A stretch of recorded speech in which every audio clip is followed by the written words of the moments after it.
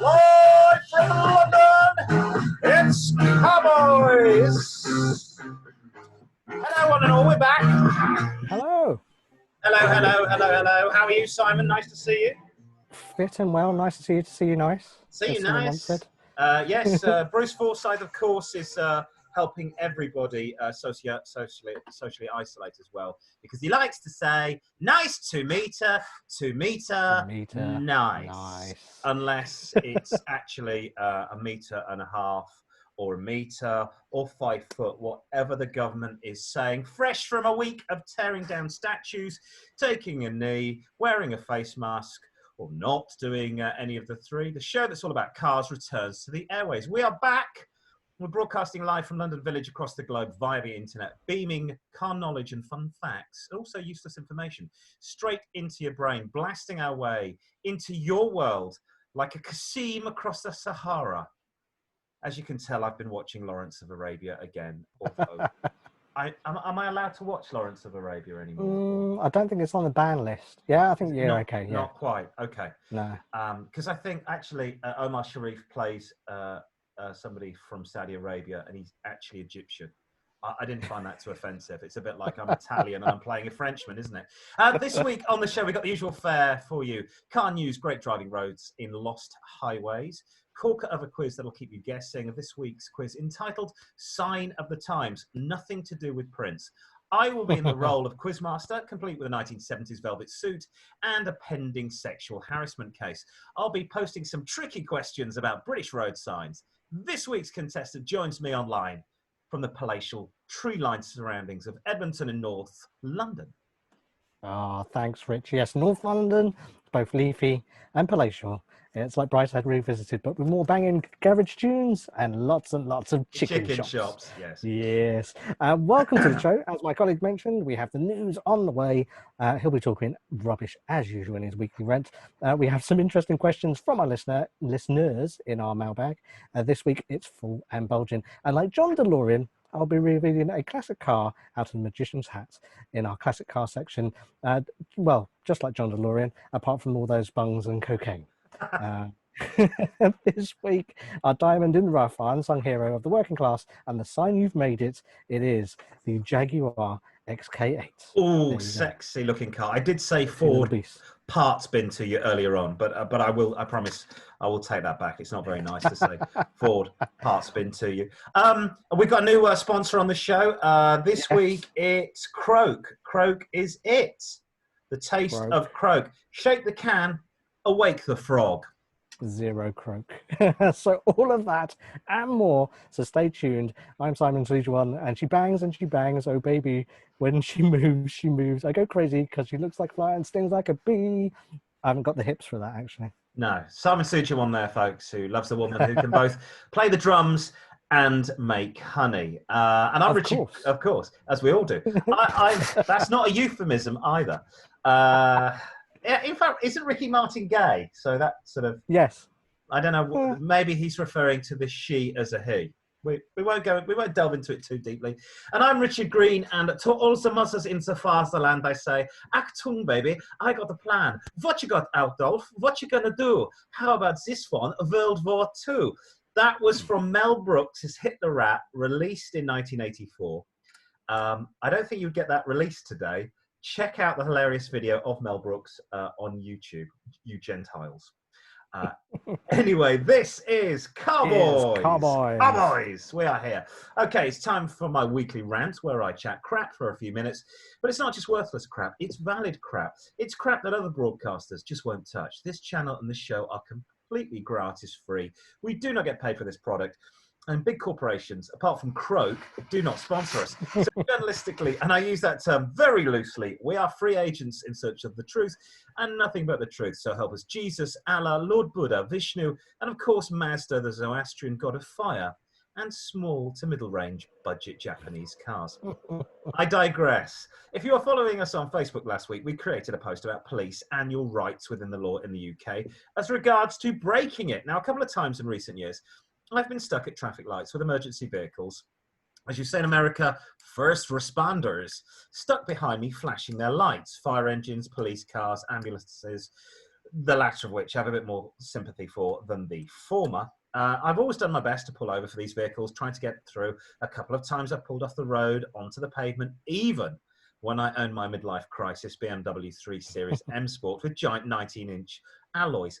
But I will not break the law to allow an emergency vehicle to go by. And by that, I mean run a red light. If I'm stationary at a red light, I see somebody flashing in my rearview mirror, I won't cross that line. To quote the website, askthepolice.co.uk, it is important to remember that committing the offence, crossing the stop line, the onus will be on you to provide evidence that you did so to allow an emergency vehicle through. And this may be considered as mitigation.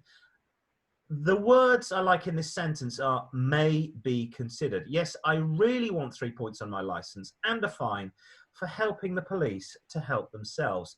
Now, I would have thought that in this day and age, all emergency vehicles should be fitted with a chip that can either turn the red lights green or switch off the cameras at a light so that as civilians can help the thin blue line do their job without getting a fine. Now, a friend of mine suggested I was being a bit of a belligerent knob, and I thought I should go through the red light, and he was sure I wouldn't get a fine. All right, I thought, I'm going to do a little more research. And there is an organisation I found called GEM, Motoring Assist Road Safety Charity. Now, they've got an online guide to motoring and the law. They work with organisations such as the police and ROSPA. To quote them, Rule 219 of the Highway Code gives no specific advice, yet the truth is that it is against the law for anyone to run a red light unless they're an emergency service vehicle with a blue light on the top. The requirement is for emergency vehicle to find its way through or around other traffic. That's why on most occasions an emergency vehicle needing to make progress across a traffic light junction would not put itself behind another vehicle in the traffic light queue, but would, where the road layout and traffic conditions permit, move out to present itself and its intention to cross the junction. So to be honest, I now feel actually vindicated.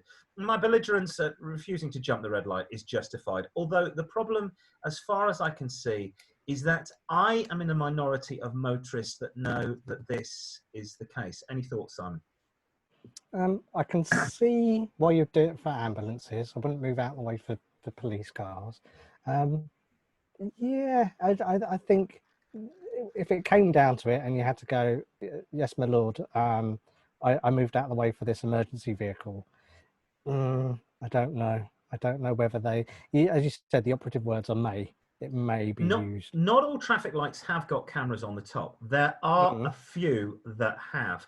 My issue is I don't have a recording device in my car. Friends of mine do.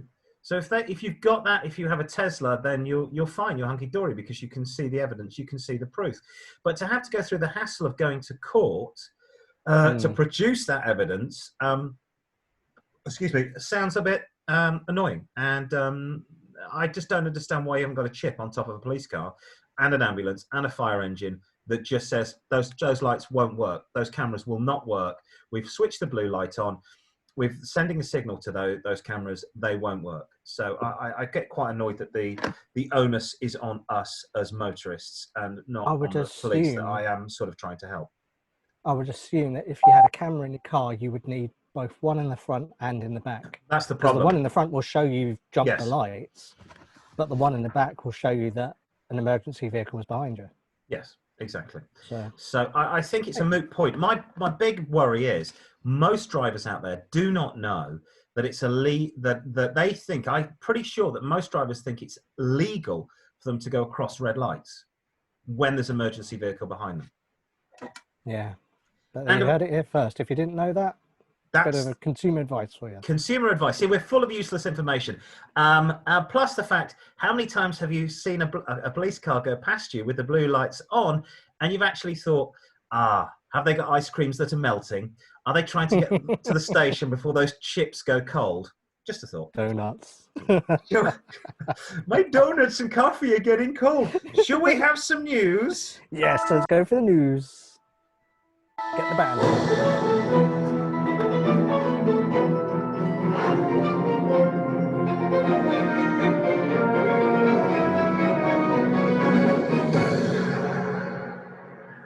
And first off, this week in coronavirus cuts the cat's whiskers news, because of course everyone's still pretty much locked down. But Yes, again, we are. according to government, Yes, we are.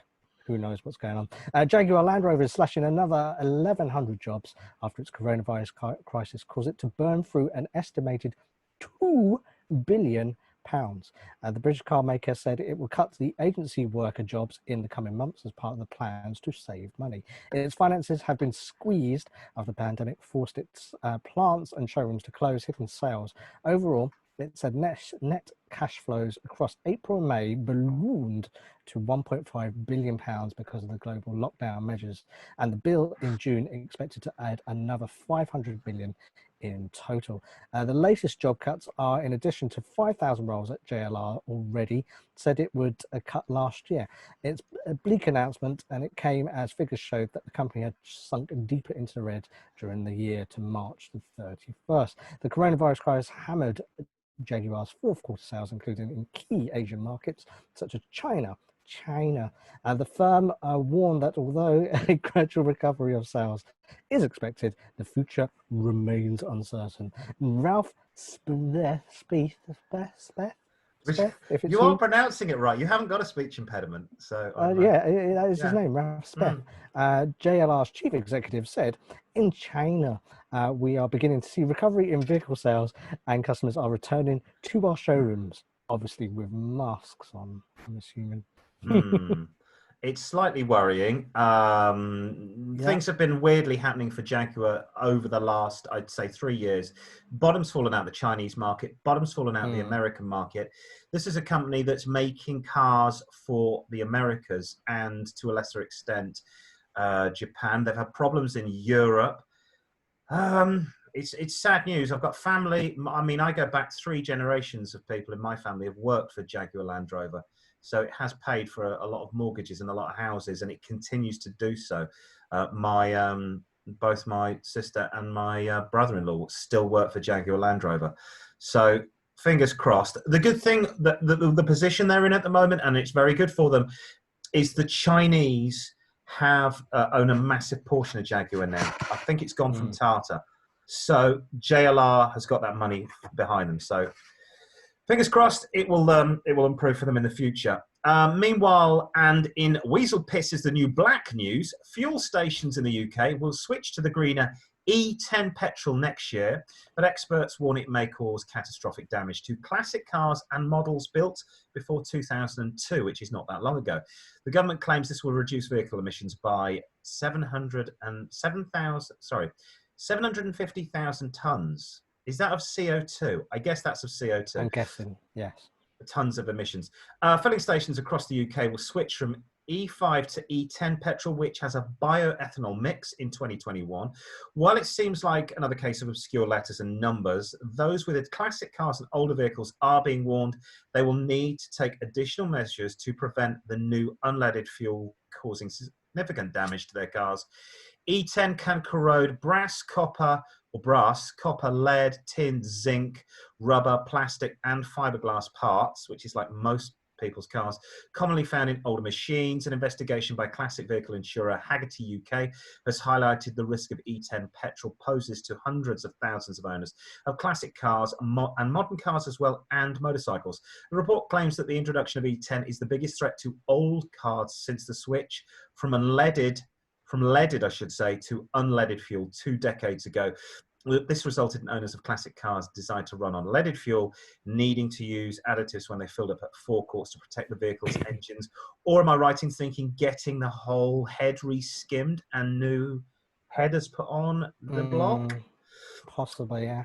Alternatively, some cars can be only adjusted by mechanics so that they could only accept regular and leaded. Bioethanol is produced solely from crops such as sugar beet and isn't a fossil fuel. So it's deemed a renewable source. Classic and performance car owners who buy super unleaded, higher octane petrol will not be affected. This is the good news. That's set to remain there with the E5 mix for more than 5 years. Now, I worked many years ago for a former BP chemist, and he still used 4-star. And he, even on his new cars, and this was in the mid-90s, because he said super unleaded didn't protect the engine well enough. Now, he drove a new car every 2 years. Now, if you've got a rice burner, I've got 2 rice burners. I hope that's not racist. But they do not need, they run on anything. I mean, occasionally, every 5th tank in my high performance Honda, I put a tank of the good stuff in, every 4th or 5th tank. I don't bother with the wife's Civic, a 1.6, I couldn't care less about that. But if you've got a 5-litre Mustang, I am not so sure you can run it on E5. I don't think you can run it on E10. I think you still need super unleaded. My brother had a 2012 GTI Golf, and he was trying to run that on E10 and was having problems. This was in Australia, because Australia has the biofuel, the E10. And it's, to quote his mechanic in Australia, you can't, this ain't a rice burner, mate. This is a German car. You can't run it on weasel piss. Because I think in America already, it's the number represents the percentage of ethanol, whichever ethanol, one. yeah, that's it. That is it's contained in the petrol. So I think America already does it, but yeah, big problem if you've got an older car though. My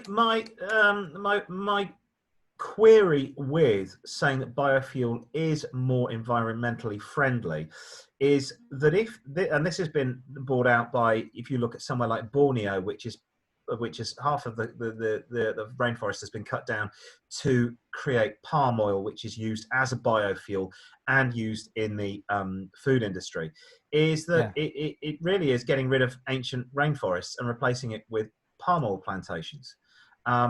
I don't. How environmentally friendly is that? Is it surely better to take the black stuff out of the earth while it's still there? It's just a thought. Yeah. We shall find out more later on as it develops. Meanwhile, in Go Green, since we're talking green, go in the bus lane news.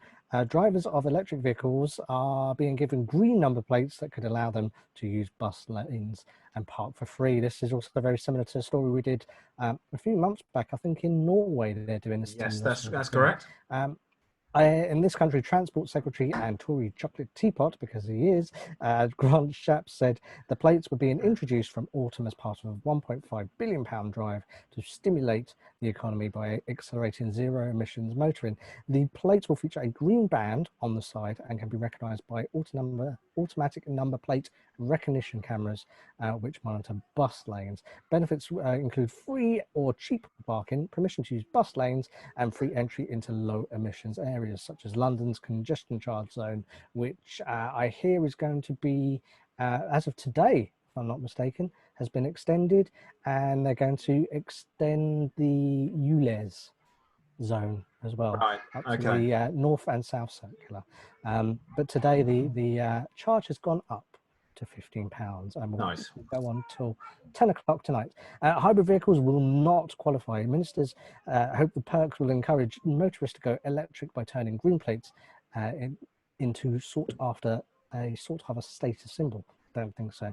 The move is intended to offer a shot in the arm for Britain's auto industry, which has been crippled by the coronavirus crisis. Boris Johnson, who apparently runs the country, is also said to be considering a scrapping scheme offering motorists up to £6,000 to ditch petrol or diesel cars in favour of an electric vehicle. But the RAC said it was not convinced that new plates would provide much of an incentive for motorists to opt for greener cars. Rod Dennis, great name, a spokesman for the organisation, said, while it is well intentioned, we do not believe green number plates on their own will do much to make people switch to an electric car. Rod Dennis is a good name, isn't it? That you would trust Rod. If you had Rod coming around doing putting a new roof on your house, you were going, Rod Dennis will do a good job. Exactly, I think so too. But I don't think number plates will provide any incentive at all, just because it's got a green band on it. I must say, Grant Shapps, the man who wants us to commute to work on an electric scooter, and by that I don't mean like a motorbike, I mean a little scooter. Yes. Even though they're still illegal to use on the road, this guy's a genius. Mind you, I should be going out right now and painting my number plate green. I'm hoping that might work. Of course, you might have seen the Facebook post we had earlier this week pointing out that there are now more electric car points electric car points than actual petrol and gas stations in the UK. I think there were more gas stations in 1934 than there are now. And you can see, this is my photo from a company I do some work for, and that's how busy their electric car points are. And that's not a joke. They're always empty because only 3% of the population has an electric car. I like the fact that your the symbol, the lights on the car, one is a positive and a negative, but it also looks like the car is winking at you. Ah, yeah, that's cute. Plus the fact that apparently this car can't go very far because it's got a kettle lead to it. So that car can literally just run down to the corner. Oh, and come back. Yeah, that's a genius bit of painting. I won't tell you where that is. That's right. And finally, in the Old Girl Reaches 50 news, the world's first luxury 4x4, arguably, Britain's Range Rover celebrated 50 years on and off the road as it marked its golden anniversary last week. Launched in 1970, loved by the Queen and the royal family, and driven by customers as diverse as football players David Beckham and Vinnie Jones. Vinnie Jones, more of a Hollywood actor now. Entrepreneur Richard Branson, comedian James Corden. Comedian. American talk show host James Corden, and boxers Anthony Joshua and Mike Tyson. More than 1 million have now been sold over 4 generations to celebrate the half century since Range Rover's 1970 debut and mark the year of its birth. Land Rover is launching a limited run Range Rover 50 model. I've got a picture of it here. It is the one, this one here. This is the new one. Now, they're only going to be making 1,970 of these, of course, to mark the year of its arrival. Price, though, going to be £100,000. The anniversary comes in the lead up to sales in 2021 of the next 5th generation Range Rover, camouflage versions of which have been photographed out on UK roads. Over the lifetime, the Range Rover has achieved a host of technical endurance and expedition feats and cultural firsts, including being considered a work of art displayed in the Louvre Museum en Paris. That was, hang on, this car here. That's the original 1970 model, the 2-door. A year after its launch, and cited as an exemplary work of industrial design, or as they say in France, an exemplary work of industrial design.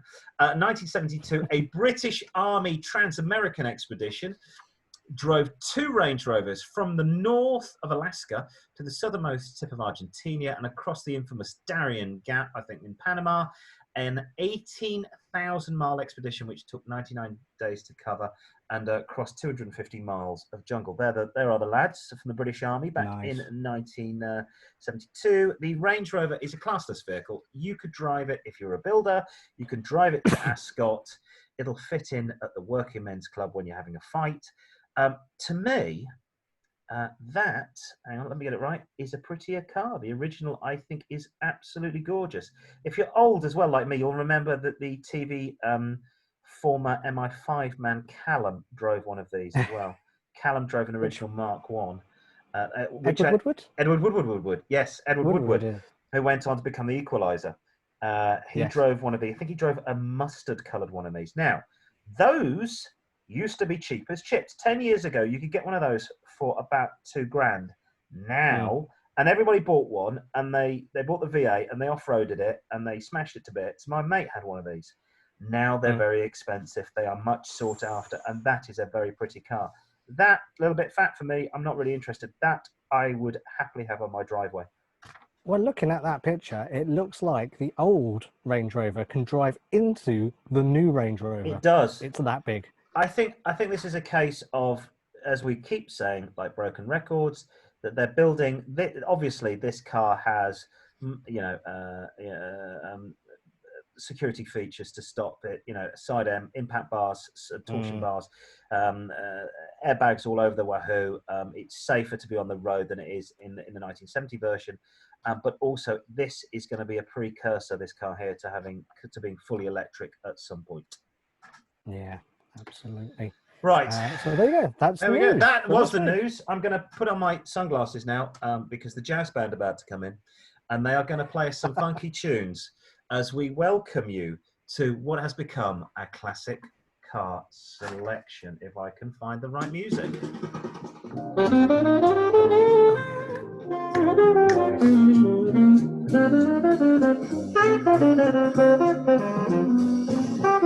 That's enough of that. I can't see a damn thing without my glasses. There we go. Of course, it is the classic car selection. Don't forget, later on in the show, we have the letters, the highways, and the quiz all coming up. But first, we're going to be talking about Jaguar, because resources at Jaguar had been in pretty short supply for a sports car project through the end of the BL era, privatization, and then the Ford takeover in 1989. Saloons were the priority, and the long-running XJ40-based Roadster proposal was scrapped.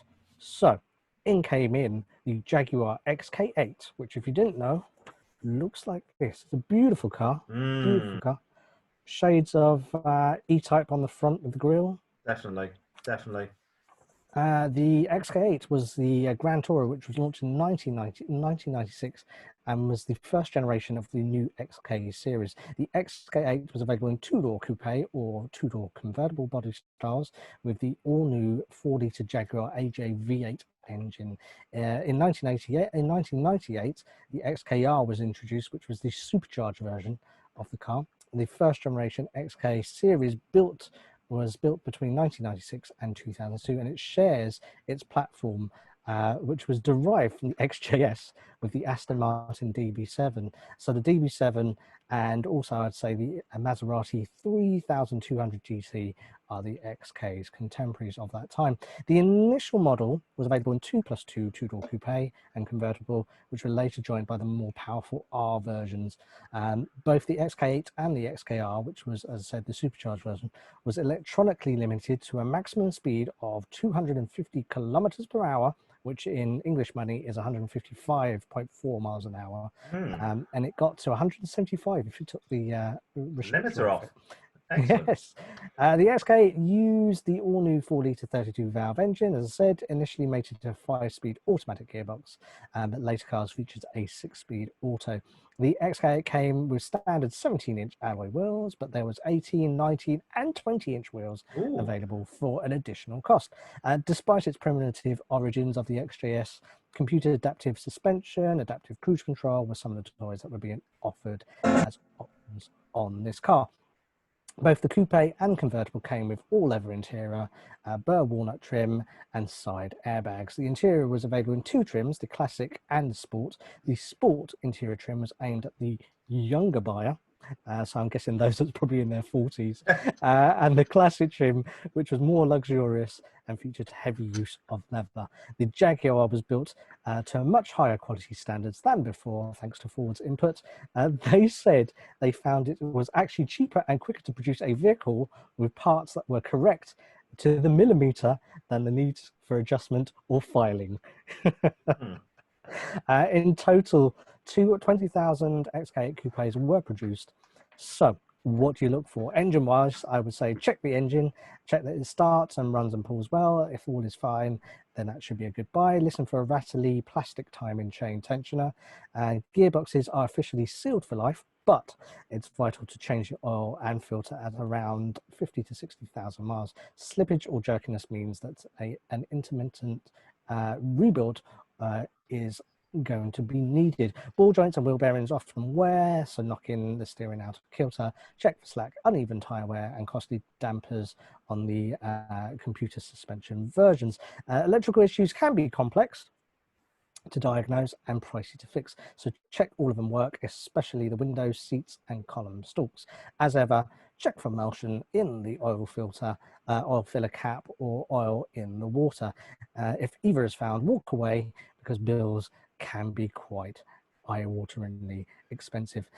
Any car should have a taut handling and a supple ride at speed. If not, the suspension may be worn and needs special tools to rebuild it.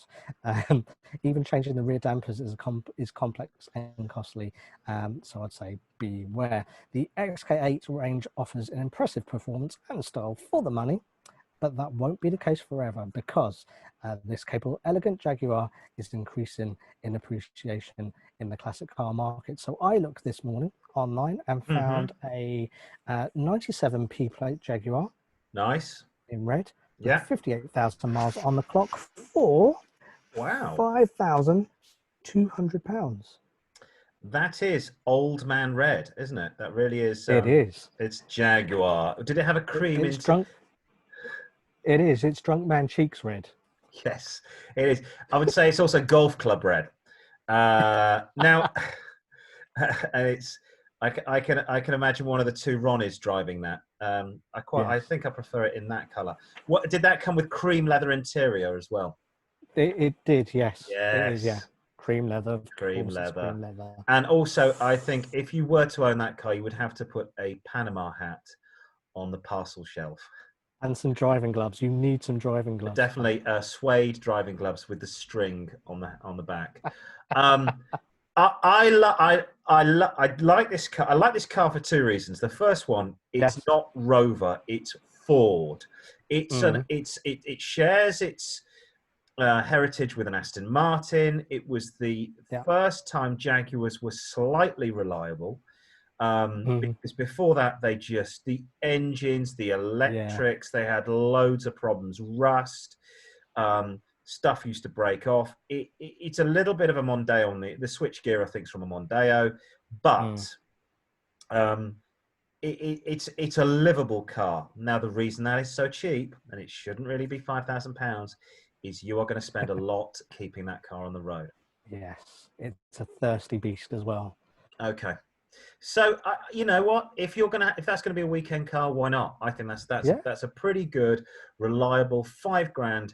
I'd budget £1,000 a year to keep that on the road, and then expect something horrific to come along at some point. You want to see, and actually, it's not probably the best one to buy would be the Old Man Red car because you know it will have been serviced regularly. You want to see lots of history. You want to see that hasn't been caned. You want to have, and it hasn't been clocked, and it hasn't been curbed. If you're buying it from a bungalow, maybe. Or maybe it's got a Church of England sticker on the back parcel shelf. And if I was getting that car, and it is a Grand Tourer, I would also get the Auto. Yes. The later ones did have 6-speed auto as well. So there you go. I think that's a reasonable car to go for. It's quite classy, and I would be happy to have that on my driveway. The band are back again, less jazzy this time. We're going for more of a country thing because, of course, it's time to cast our gaze across the globe in the lost highways. If I can get this to work. Come on, band. There we go. Wow.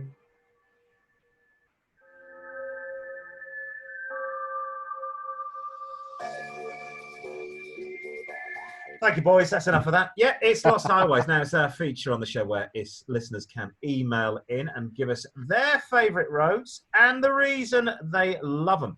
Could be a quiet coastal road that leads down to the sea. Alternatively, could be a straight 2-lane blacktop that leads to infinity and invites you to gun the pedal to the metal, obviously doing that legally, of course. Whatever your poison, let us know your perfect driving road here at Car-Boyz. First up, email Carla25.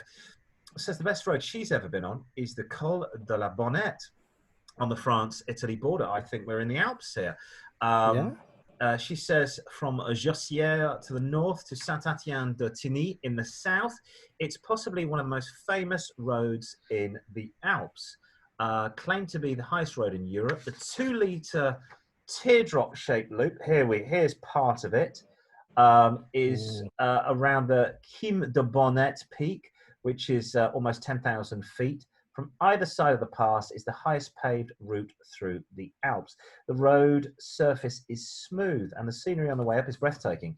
As the road ascends through a series of sweeping bends, the scenery turns from lush green to volcanic-like barren landscapes at the top.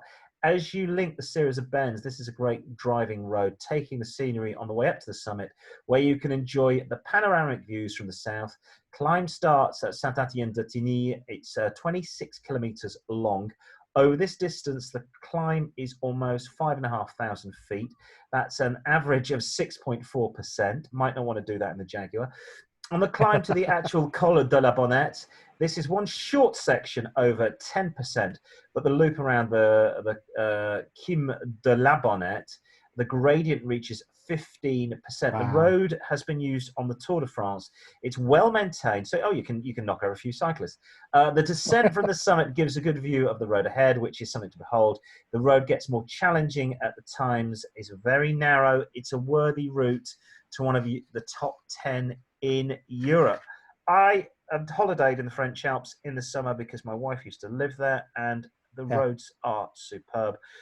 Beware, you will come across packs of French cyclists, I would say, that appear from nowhere. Fat middle-aged men in lycra going through the French villages, obviously covering parts of the Tour de France before the Tour de France actually goes ahead. But yes, I've driven in the French Alps, and it's very, very exciting. But then, take something with a bit of oomph if it's 15%. I think so, yeah. Probably leave the 1 litre Fiat Panda at home. Next, we go to Cuckoo24H. I'm assuming that's something to do with cuckoo clocks, who's from Bern. He says his favourite piece of twisty road is the land of the purple cows and Milka chocolate. It's the Swiss Alps. So we go from French Alps to the Swiss Alps. The Maloja Pass is sometimes called the pass that never was due to its geographical peculiarity. It connects the Engadine Valley from the Bregaglia Valley and Chiavenna in Italy. I'm guessing. See, now it just sounds like Zoom is knackering up because you're starting to keep talking. Go on, sorry. And it marks the watershed between the Danube and Po basins, not basins, or basins. Maloja village is at the elevation of 1,809 meters. If you travel on it from the Engadine side, the starting point will take your breath away. The scenery is simply stunning. It marks a watershed between the two basins. He says this was recently used to road test by Classic and Sport Car magazine. And the road at the top of the pass shown is a series of short straights connecting a hairpin bends with stunning mountain scenery and heading down through trees where the straights become longer and the bends a little easier to flow in nicely. Often snow covered this in the winter, but it says it's a joy to drive in all weathers. I do like that road. I tell you, the switchbacks there are fantastic. Yeah. That's going to be fun to drive. I think a friend of mine did this as a member of the Honda Goldwing Owners Club. And I think en masse, they did this about 10 years ago, and he said it was fantastic. So yeah, it does look a really, really cool road. I would like to have a go at that. If you want to get in touch with the Car-Boyz, we're 21st Century. We've got the email, the Car-Boyz at car-boys@outlook.com. Facebooking, car-boys at Car-Boyz with 4 Zs. Car-Boyz always with a Z. Twittering, car-boys at car_boys. And careful what photos you show from your phone, Simon. And on Instagram, at car_boys with 3Z. We are on the Instagram as well. There's no mucky pictures, though, unfortunately. We're not that interesting. Right. That is a picture of a Fitbit. That is a mucky picture with a dog. It looks like that is the biggest mascot I've ever seen on the front of a car. On a Fiat Panda. I mean, it's quite safe though as well. If you hit anything, probably you're just going to get like a nice little lick from the dog. I believe it is time to unleash the fury of our audience as we take time out and we take time to listen to some lovely guitar, and I introduce the mailbag.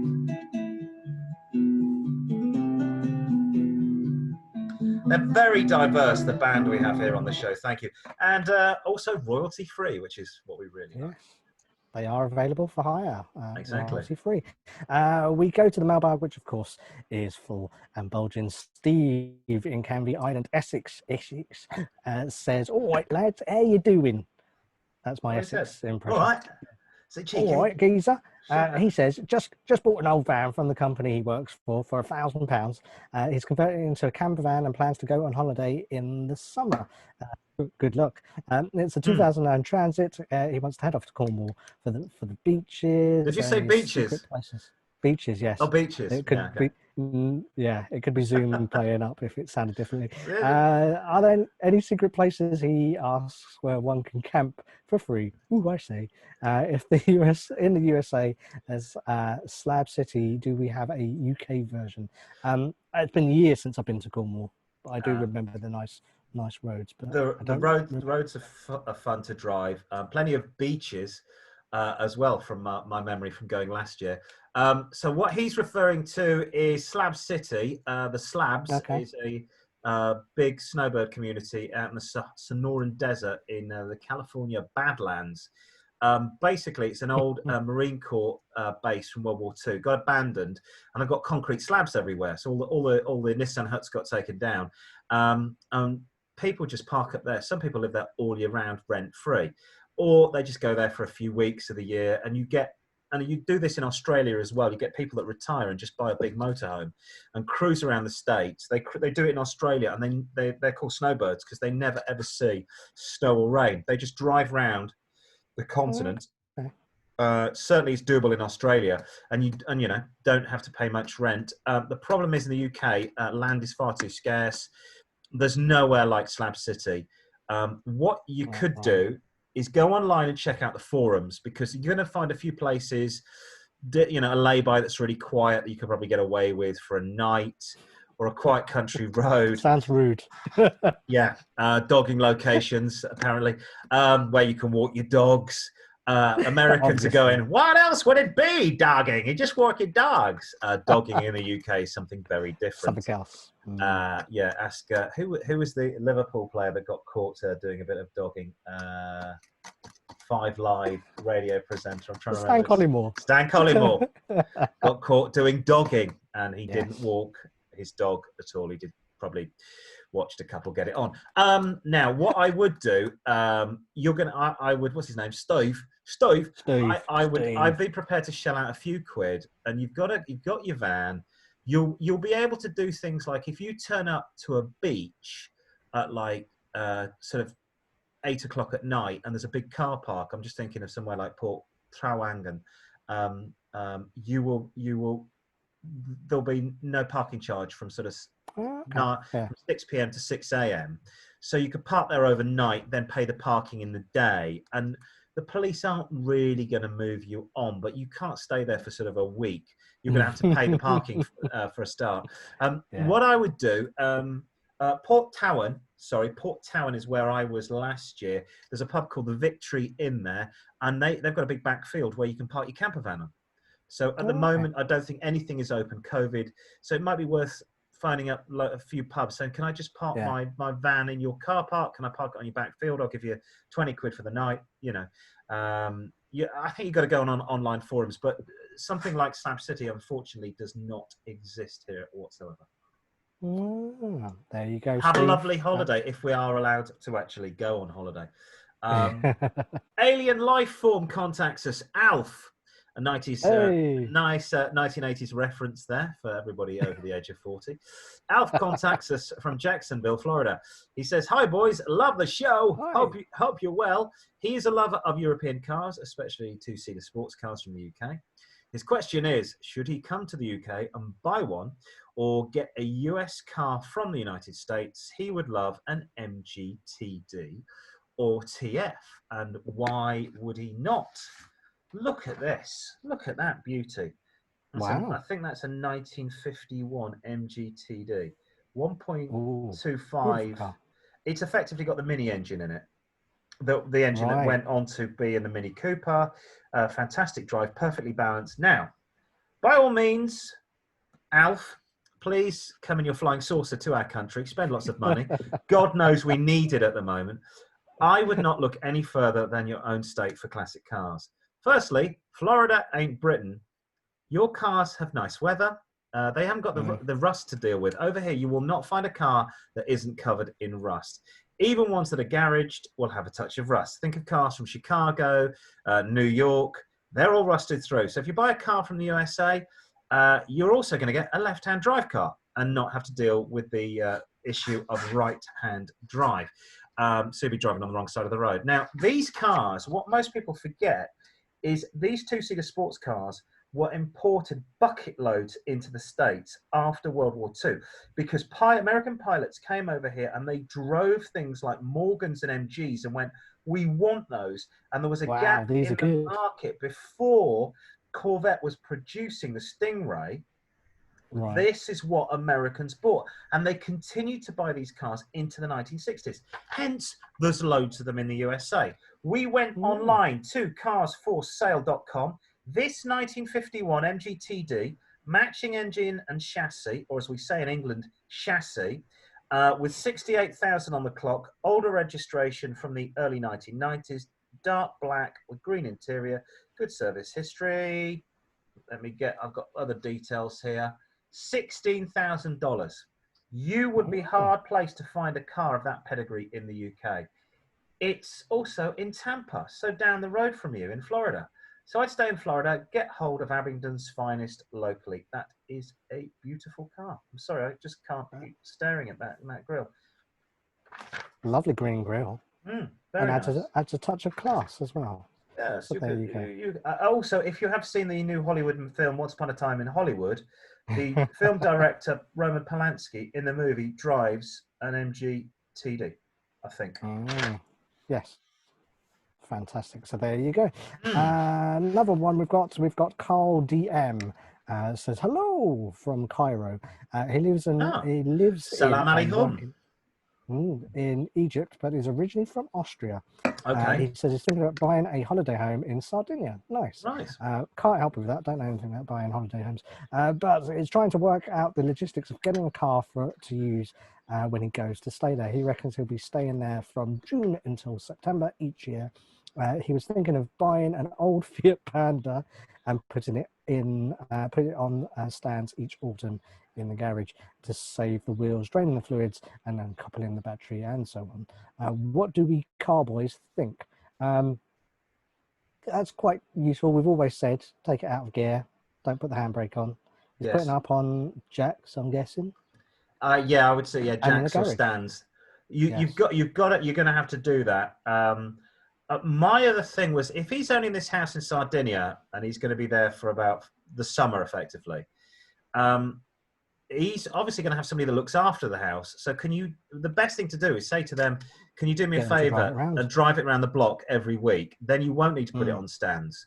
My dad, who does live in the UK, used to have a next door neighbor who only lived there in the summer. He lived most of his time working for a petroleum company in Holland, and just gave his car to my dad and said, do me a favor, just drive it round the block once or twice a week. And so my dad would use it when he wanted, go to the shops. I'll take his car.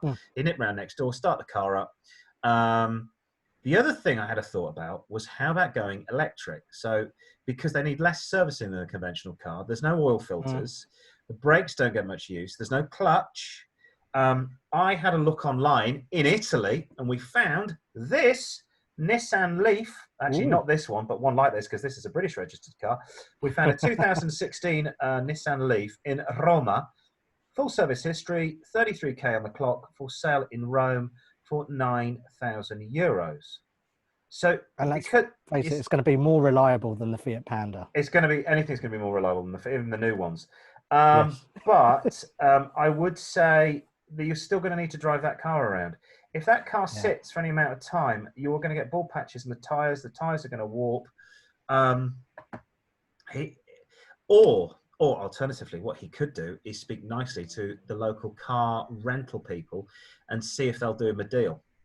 I have a friend of mine whose father spends 4 months a year in Cyprus. He manages to get a car for about £10 a day when he goes to Cyprus. Wow, £5 to £10 really a day. Good. Yes, because he's a local and because he hires it for 4 months. So that might be the way to go. Finally, we've got Joey from Newcastle, New South Wales. G'day, fellas. I hope you're both good. G'day. G'day. He is a huge fan of the BMW Z3. They are very expensive, and I don't know why, but apparently he is. Yeah, shaking your head there. Hang on, yes. Pierce Brosnan had one of these. There's my point. Yeah, okay, there you go. He wants to buy one. They're very expensive apparently in Australia. Should he buy one over there? He said you're looking at one for about 8,000 UK, but he said with mileage, he found one, for £8,000. The mileage though is at 100,000. Should he consider instead getting one from the UK? So if you don't know the Z3, it's the real tiny little BMW that came out in the early mid-90s. Pierce Brosnan drove one in Bond, I think on the way to go and do some hairdressing. Now, look, listen. The answer is, if you want this car, I would say buy it from the UK. He had a look online and he said, 20 years old, you can find a good one. I had a look online, I should say. If you buy this from the UK, so we had £8,000 for one with high mileage in Australia. Now, I went online and I found a 2000 car, so that's one of the last ones they made, for £3,000 in the UK. Now, it was low mileage, plus you're looking at a couple of grand to get it to Australia and register it in Australia, and you're saving yourself £4 grand buying it from the UK. Plus, we drive on the correct side of the road, not like this idiot here. We have all our cars are right-hand drive, so that's not a problem. You can't buy it from Europe, but I would say to make sure the car's got no rust. A lot of rusty cars in England. Now, the reason the small sports cars are so expensive down under is there was never a market for these things. They are very niche. But now that people aren't driving from, say, Melbourne to Newcastle or Sydney to Newcastle, they catch a plane, people are going, well, actually, what do I need a car for? Why do I need a Holden with a 5-litre engine? I don't. I need a little city car. And the hipsters and the millennials love these sorts of things. They don't want a ute anymore, mate. So that could be a way to go. If you want to get your letter onto Car-Boyz, we have plenty of ways. Email Car-Boyz at car-boys@outlook.com. Facebook, Car-Boyz at Car-Boyz with 4 Zs. Twitter, Car-Boyz at car_boys. And Instagram, we are car_boys with 3 Zs at the end. The band are back because it is time on the show for a sign of the times. It's this week's quiz with an accompanying quiz music, I believe, in your own time. There you go.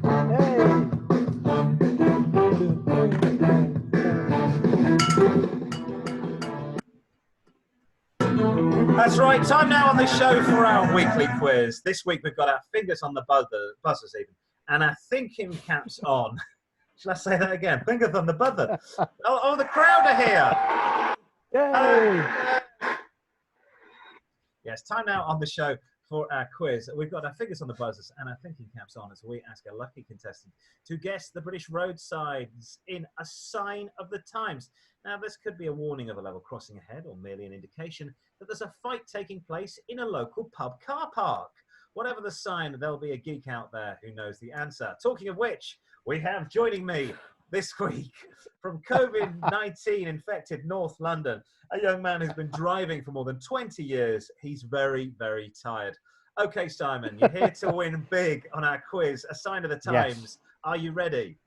I am ready. I'm slightly worried, though, because if I get them wrong, hope there's no police watching. No, you'll be fine. You'll be fine. Okay. I think my grandfather drove all the way to about 2006 when he died, and he never took a driving test in his life. So in my best Jim Davison, super smashing great. Now, I'll ask you 10 questions, and if you get most of them right, you'll be off on a worldwide trip around the world via Ryanair, where you'll have to self-quarantine when you return for at least 14 years. Sound good? It's doable. I'm going to show you a British road sign, and you need to identify it. I can help you with 1 clue per sign, but I do warn you, some of these signs are made up. Okay. Here's our first sign. What does this sign convey? Ooh, it could be a burger joint. Yes, it's something to do with cows and farmyards. Does it mean that there's a copy of George Orwell's Animal Farm blocking the road? Ooh. Maybe half-price Tesco beef ahead.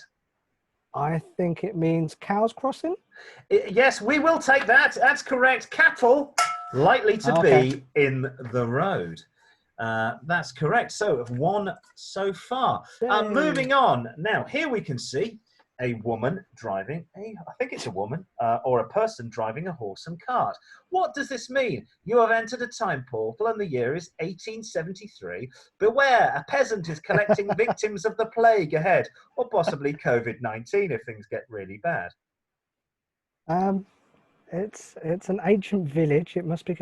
Does it mean beware horse and cart in the road? Yes, you are correct again. Oh, you're well done. Yay. Horse-drawn vehicles are likely to be in the road.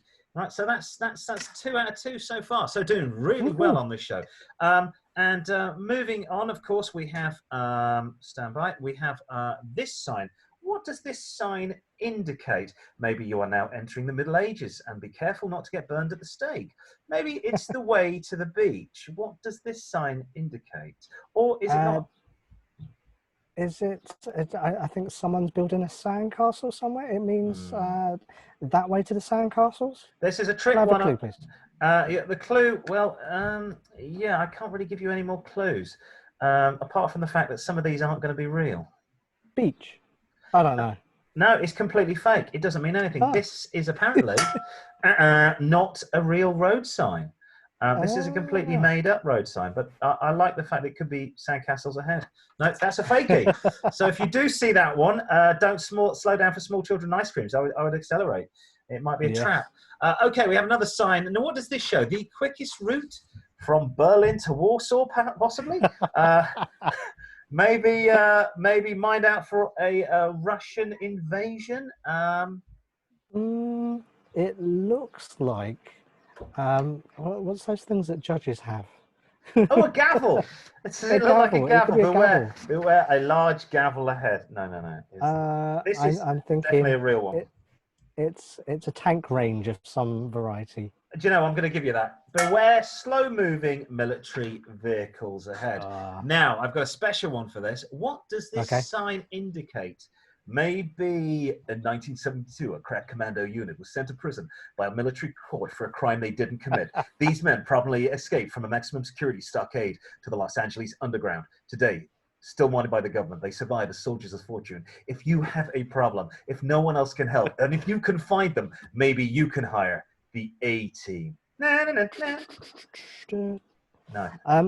Is it the helicopter that Dick Dastardly and Muttley are in the Wacky Race? It is. I'm guessing, is that made up? No, this is a real one. This is a real one. I'm saying, okay, I'm going to go for... Come on, Mr. Fan of planes. Low-flying helicopters? Yay! Correct. Yes. Low-flying helicopters ahead. I can't imagine you'd see this very often. I've never seen this sign. Low-flying helicopters ahead. Hopefully they wouldn't be... your plane. But there you go. Okay. Number 6 is a hard one. Maybe beware. Ray Charles, Stevie Ray Vaughan, and Stevie Wonder are in the area. Is it This Way to the Dogs of the Angel of the North? Yeah, could be.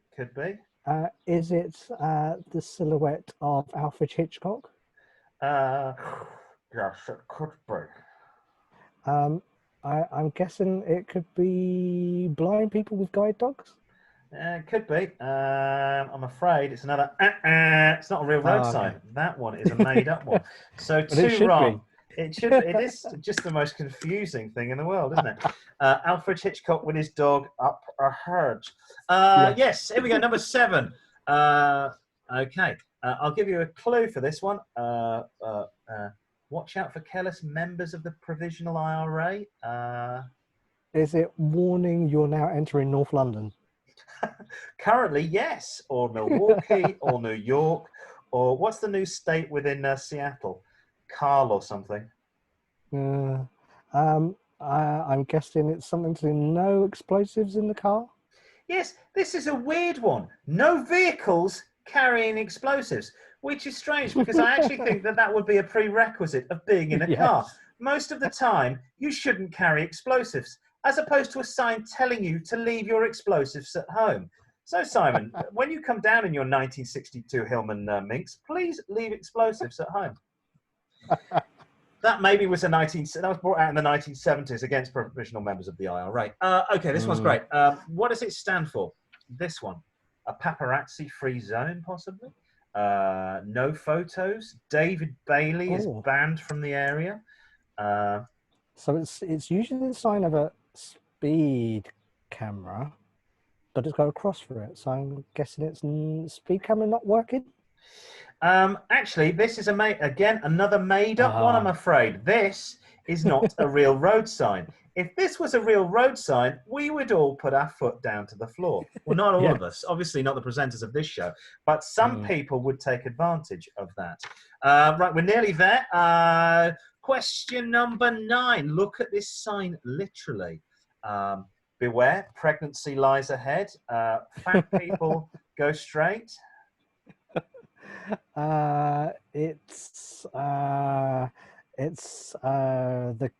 There's an obstacle on the carriageway. The road works. Yes, I'm going to go and give you this. Road bends where traffic diverts. There you go. And finally, this one is I can tell you this is a genuine road sign. What does it mean?